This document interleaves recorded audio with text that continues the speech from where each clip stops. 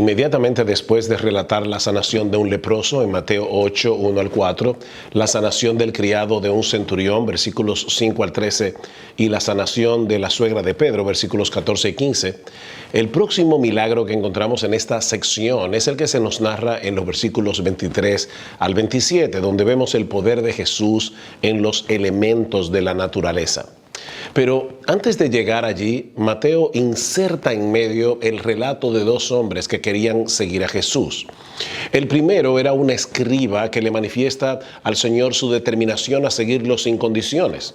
Maestro, te seguiré a donde quiera que vayas, dice en el versículo 19. Pero en vez de animarlo a seguirlo, Jesús quería asegurarse de que este hombre estuviera consciente del costo de ser su discípulo. Las zorras tienen guaridas, le dice el Señor, y las aves del cielo nidos, mas el Hijo del Hombre no tiene dónde recostar su cabeza.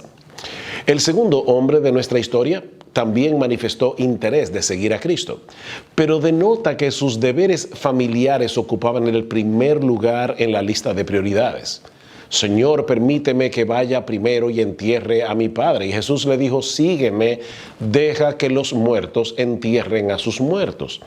El Señor demanda una lealtad que está por encima de las conexiones familiares y aún por encima de nuestra propia comodidad.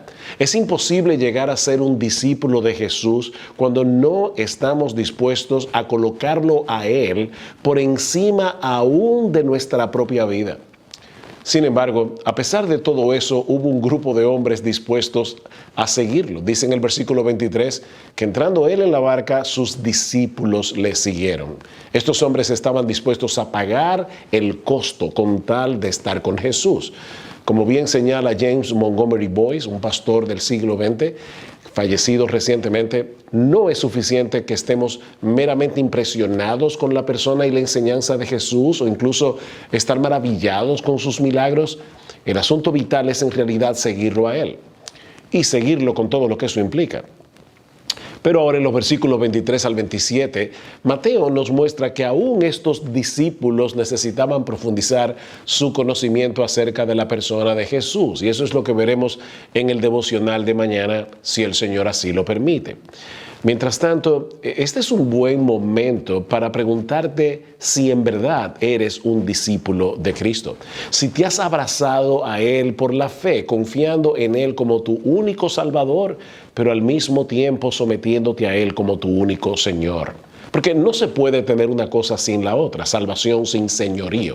Él es un gran Salvador, el único Salvador de los pecadores, pero es también el Rey del universo, a quien debemos obedecer con gozo y con alegría, porque no existe un Señor que sea más sabio y más bondadoso que nuestro Señor.